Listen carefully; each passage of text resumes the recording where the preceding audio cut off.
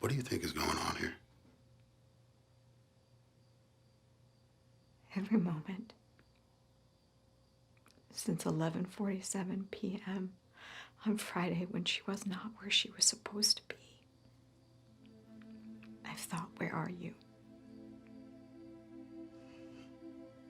When I was thinking about this film, which has come after making a lot of short films, you know, that are about the same subject matter, issues around coming of age and coming of age between young people and adults, oftentimes with people singing, things glowing, you know, I mean, everything that exists in this film has existed in many of the short films I've made leading up to this.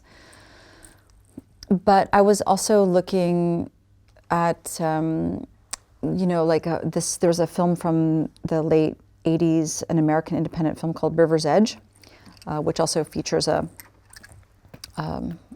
dead girl by the side of the water. In terms of the lighting, we were looking a lot of like older, like Italian, you know, horror films. I mean, not just Argento, but the whole sort of giallo, you know, these kind of beautiful ways of lighting a scene that are not entirely grounded in, you know, reality. All of the actors come from a really vibrant theater community in Chicago.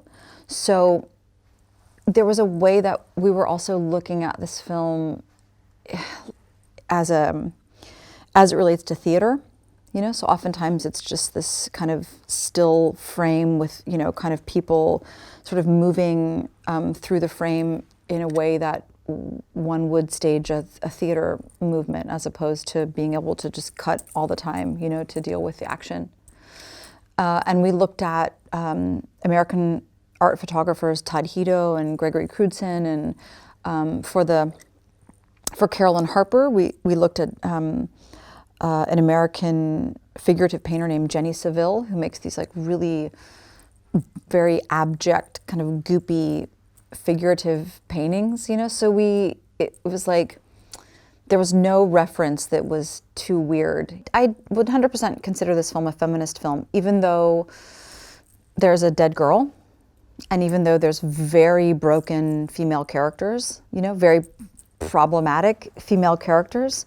I think that feels authentic, you know, and I think that it's a film that by the end, it has a lot to do with these aspects of, like, you know, solidarity among the girls, and in a way like solidarity among the mothers and the daughters.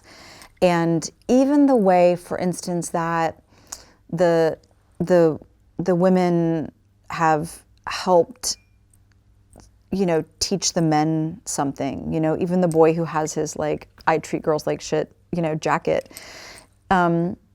She's trying to help him. She's trying to, you know, let him know that it's not all lost. He can turn that around, you know? So, which I also feel like is, you know, in real life also, you know, my feminism is totally inclusive, right? If it doesn't help men, as a white woman, if my feminism doesn't help, you know, people of color or people with disabilities, I mean, then it's like meaningless, you know?